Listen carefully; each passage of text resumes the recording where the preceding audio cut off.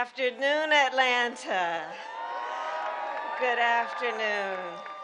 Jillian, thank you for that beautiful introduction and for your leadership. I can't wait to see what you do next. Thank you. So last week, 1 year, yes, please do sit. Last week, 1 year after a violent mob breached the United States Capitol, the President of the United States and I spoke from its hallowed halls, and we made clear, we swore to preserve, protect, and defend the Constitution of the United States. And we will. We will fight. We will fight to safeguard our democracy. We will fight to secure our most fundamental freedom, the freedom to vote. And that is why we have come to Atlanta today, to the cradle of the civil rights movement, to the district that was represented by the great Congressman John Lewis, on the eve of the birthday of Reverend Dr. Martin Luther King Jr. More than 55 years ago, men, women, and children marched from Selma to Montgomery to demand the ballot. And when they arrived at the state capitol in Alabama, Dr. King decried what he called normalcy.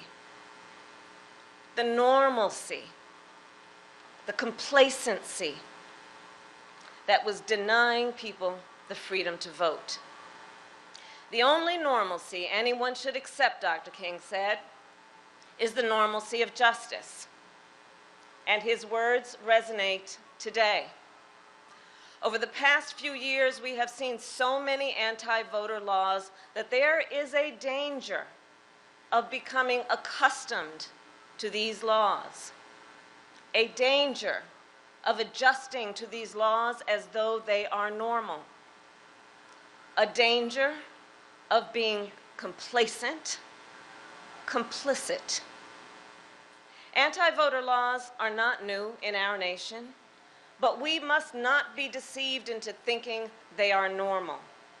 We must not be deceived into thinking a law that makes it more difficult for students to vote is normal. We must not be deceived into thinking a law that makes it illegal to help a voter with a disability vote by mail is normal.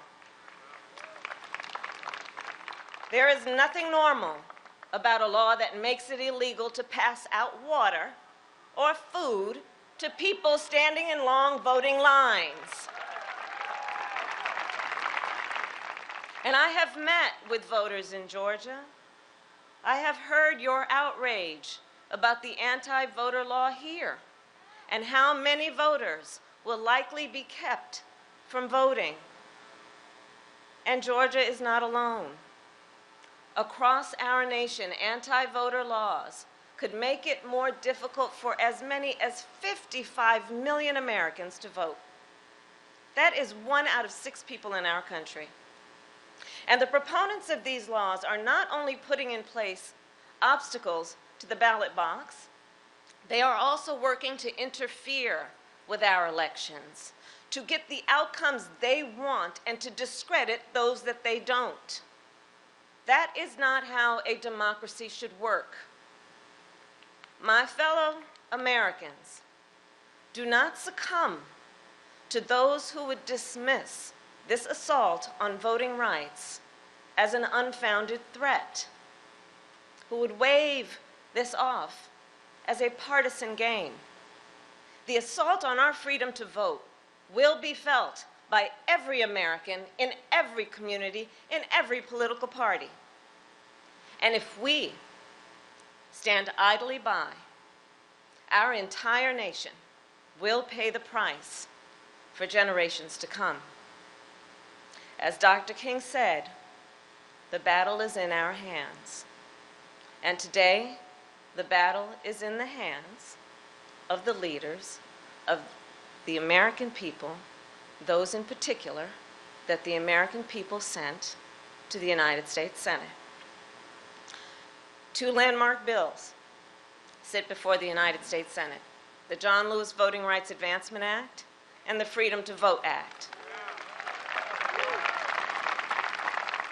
And these two bills represent the first real opportunity to secure the freedom to vote since the United States Supreme Court gutted the Voting Rights Act nearly a decade ago.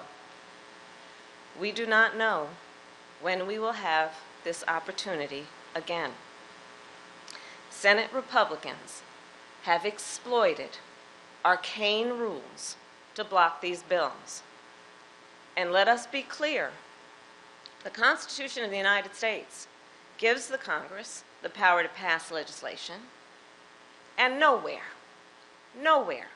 does the Constitution give a minority the right to unilaterally block legislation. The American people have waited long enough. The Senate must act. And the bottom line is this: years from now, our children and our grandchildren, they will ask us about this moment. They will look back on this time, and they will ask us not about how we felt. They will ask us, what did we do? We cannot tell them that we let a Senate rule stand in the way of our most fundamental freedom. Instead, let us tell them that we stood together as people of conscience and courage. Let us tell them we acted with the urgency that this moment demands. And let us tell them we secured the freedom to vote, that we ensured free and fair elections, and we safeguarded our democracy for them and their children. And now, my fellow Americans, it is my honor to introduce a leader who is unwavering in his commitment to defend our democracy and ensure the ballot prevails. The President of the United States of America, Joe Biden.